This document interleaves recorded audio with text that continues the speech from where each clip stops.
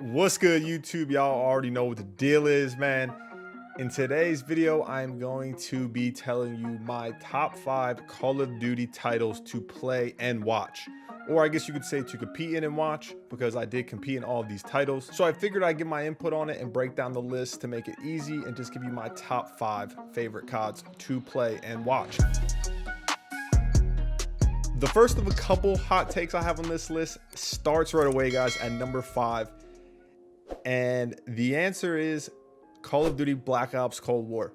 Now, I know you're probably going to ask, well, you know, A, Enable, you're retired, so do you even play Cold War? And then B, there hasn't been any events yet. You know, we've only seen the pro players, the pro team streams, some of the Challenger Cups and everything. But I'll break down why it's number 5 on my list. And that is one of the reasons, though, why I'm not putting it any higher than 5, at least at this point in time. And it just comes down to a few things. One, it's 4v4 again, okay? 5v5 was not meant for Call of Duty competitively. I think it made it a lot harder for the players. It was less enjoyable. It was definitely harder to watch and understand because, damn, it was hard to actually understand what was going on when you were playing in these games. So I know for like a casual viewer, or even a COD fan, who's someone who really watches and learns the game, it's just a clusterfuck trying to pay attention, right? The second thing is I really like the Cold War guns. The gunplay feels really good. Obviously, I haven't competed in any of the Challenger Cups or played, you know, against pro players, pro teams, whatever. But I grinded a good bit of Cold War in the beginning of the game. I love how the AK-74 U feels. I love how the XM4 feels. I love how the Krig feels. The AK-47, I know that's like G8 or whatever, I don't know. But the gunplay feels good. And that's always one thing I look to when a new COD is coming out, is how the guns feel. And then lastly, the game modes just are what they should be, okay? Obviously, you want to be playing Hardpoint, right? Hardpoint is probably the most fun game mode in Call of Duty. SND is a staple in Call of Duty. And then for the third game mode, you know, people will go back and forth. They want to see CTF. They want to see uplink. They want to see control. The hard part about it is boots on the ground. You really can't have an uplink game mode. It just doesn't work. It literally turns into bowling, basically. And so you have to go either control or CTF. And I think control actually is more fun to watch as a viewer, right? I definitely enjoyed it more as a competitor as well. So I think it's a good move. I think it's a good move, especially in 4v4, especially in a boots game. Obviously, I know they need to tweak some things, but from what I've been watching, it seems like it's pretty enjoyable, at least to me. So that's why I have Cold War coming in number 5. I know that could be a hot take. Let me know how you guys feel about that one, first off, before we even get into the rest of the list.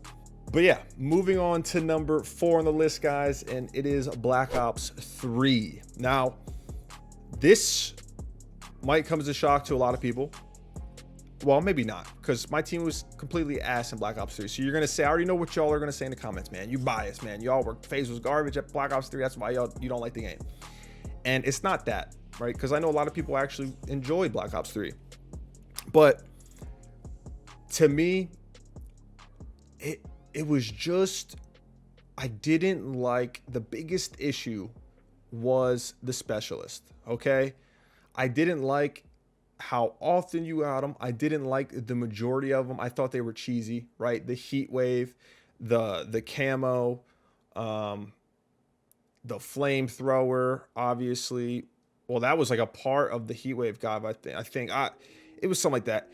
Regardless, the specialists to me were super cheesy, and you got them so much in that game. It almost, I don't want to say it didn't take skill, right? Because everything takes skill to a certain extent, but I think it just watered down the game. I really do. It was a 44 game though, which is obviously nice. 44 will always be better than 5v5 Call of Duty, in my opinion. The maps were pretty good as well. They weren't amazing, but I think compared to a lot of the other COD titles, they were really good. The gameplay was good. I mean, it made sense for the most part. Yes, my team was ass. FaZe was ass in that game. We couldn't get no better than 4th. I already know you guys are gonna say in the comments, but the game was just not enjoyable for me to play really or watch, and it mostly came down to the specialists. And I know that might sound super nitpicky, believe me, like I get it, but it was just so cheesy to me, in my opinion. You know, you guys might not agree with that, but it was just so cheesy to play and watch sometimes. And I really didn't like the majority of the guns, if I'm being honest with you. I mean, the M8, right? I think is the M8. Was pretty, I like that, but like the VMP, I just didn't really like how it looked. The movement in Black Ops 3, I did not like the wall running by any means. And so that's why I have it at number 4. I mean, it was still a good game, but I just think it's just not better than the other 3 I have to watch or play. Moving on to number 3, guys, and this is definitely going to be another hot take. I got a couple more coming. It is none other than World War II. Now, the reason why I have World War II so high, right? So when I first started really getting into Call of Duty, it was Black Ops 2. It was a boots on the ground game, right? And that was the staple for Call of Duty, right? Nice boots on the ground, your hardpoint, your S&D, your CTFs, you know, that old school to modern type of shooter. And that's what World War II was, okay? Especially after going through the jetpack era, they went back to boots with World War II, and it was just it was an all-around solid game. And the gunplay was all around pretty damn good. You obviously had a couple guns, don't get me wrong, that were overpowered. You know, the FG42, the BAR to an extent. But I loved that feeling, right? That old school feeling. The STG, the meta was really nice. The STG, PPSH, even having the BAR in there as the flex gun on some maps. Really enjoyed the maps. I did. I thought they were all pretty damn good. The only map that I really didn't enjoy playing in World War II was Flak Tower, because obviously you played it in CTF, and it was a super compact map. It didn't really look great. I mean, that's the one thing. The colors were so in that game, but as a competitor, the game made sense. Okay, the maps were good. World War II compared to other Call of Duties, especially recently, I think it was a lot better. I do. Now, once again, I know y'all are gonna say this is biased. You know, oh, you won an event in World War II with TK, man. You got second COD champ, man. Well, you got so high, man. I'm just telling you my opinion. Okay, that's why I have World War II at the number 3 spot, and y'all are even gonna get more heated at the number 2 spot. But shit, it's my opinion at the end of the day. Okay, so roast me in the comments if you want. For the number 2 spot of the best Call of Duties to watch and play for me, this one is going to get me cooked. Okay, y'all are going to roast me, but I got Advanced Warfare here. Let me tell you why. A couple reasons, and none of those reasons are because, you know, I was nasty at AW. Okay, I'm not, you know, I will subtle flex. It was nasty, you know what I'm saying? But so Advanced Warfare was the first advanced movement Call of Duty, right? Came out right after Ghost. And I did not like Ghost at all. S&D was good on it, but the game modes were ass. The game was didn't really like it, right? But so they tried something new with the advanced movement, okay? And that's a big risk, especially when your staple is boots on the ground. You know, it's modern, or it's a classic, no futuristic shit, okay? And I thought they absolutely killed the mechanics in AW. It is by far, in my opinion, the most fluid jetpack game that we've ever had when it comes to movement, okay? The most fluid. It felt the best. I thought the gunplay was great. You know, you had the bow, you had the ASM-1. I mean, those were obviously the 2 guns that everyone used for the most part. There were a couple others, you know, that would go in and out throughout the year. But I love the gunplay. For a while, it was 8 bows, and a lot of people might not like when everyone has the same gun. And this could be because I'm coming from Halo at this point. I love when it's an equal playing field, right? Like in Halo, everyone had a BR, right? You know, obviously, if you got a power weapon, but I love when everyone had the bow. So it wasn't like oh, I didn't win this gunfight because he had this gun, right? Like you had to be good at everything. You had to be well-rounded, right? When it was that meta, because there was no like, oh, I can play like this because I have a sub, or I can play like this because I have an AR. The maps I thought were amazing, guys. You had Detroit, you had Solar, you had Recovery, you had Retreat, you had Riot, you had, oh, let me look at this last one. You had Comeback, you had Biolab. Competitively, there were a lot of great maps. I mean, you can even throw Terrace in there for a little bit that was in, but the maps were amazing, in my opinion. Compared to the other CODs, these maps were damn good. Okay, this was also the first time that they introduced Uplink, a new game mode. The first time that there was no CTF. Well, there was CTF, but then they ended up removing it, right?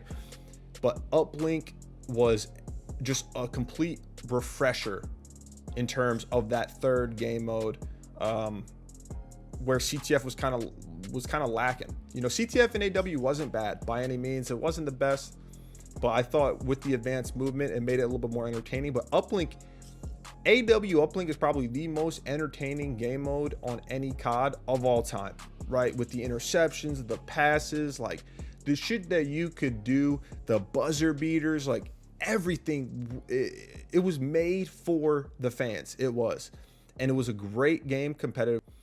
But I really do just think it was the best jetpack game. I do. I don't even think it's that close either, to be honest with you. Once again, that's my opinion. Don't hate me for it, or do hate me for it. And the number one COD on my list to play and watch is none other than Black Ops 2.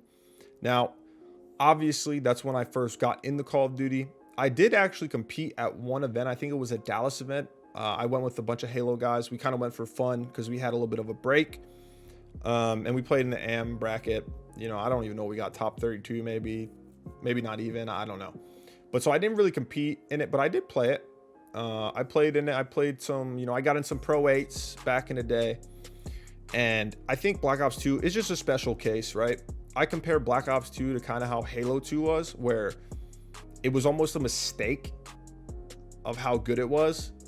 You know, like obviously when the game first came out and there was all these extra things in the game with like the sentry turret and the MMS where you could see through walls or whatever that scope was called and all that, what was ass. But once they figured all of that out and, you know, banned all those things, the game was just accidentally great. Like it just made sense. Black Ops 2 has some of the most, I shouldn't even say notorious. Black Ops 2 has some of the best maps of all time in Call of Duty history. I love the variety and guns that you could use in that game. You know, you had the M8, you had the AN-94, you had the FAL, you had the MSMC, and it was just it was a good ass game. It was a good ass game. And in the same sense of how Halo 2 is looked at the best Halo of all time, it was accidental, right? With like Halo 2, without going too far off topic, with the button combos and the maps and just how everything worked. Sometimes that's just what happens. You hit the lottery, right? Even if it's not necessarily your mindset going into it, it just blossoms into this great game to watch and play, which is the ultimate experience, right?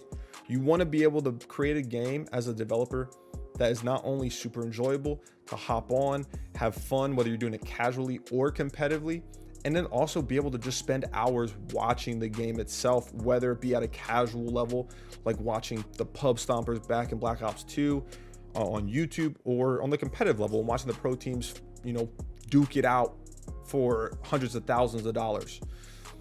So I think you guys all knew that Black Ops 2 was going to be the number one Call of Duty in my top 5 Call of Duties to play / watch / compete in / whatever you want to talk about. But that's it, guys. That's the top 5 Call of Duties for me. Let me know in the comment section below. Listen, I know I'm probably going to get toasted. I know there's got to be a couple y'all out there like, yo, Enable, you know what? You really, like, the list is spot on. Like, AW really was good. You know, like, yeah, Black Ops 3 really was kind of cheesy. Maybe not. I mean, I'm hoping, you know. But even if you disagree, let me know what your guys' top 5 favorite Call of Duties are that to play and watch. Okay? Don't forget to like, comment, and subscribe. We did hit 15,000 subs on the channel, man. You know I appreciate y'all. As always, the kid is out. I'll see y'all next time. Deuces.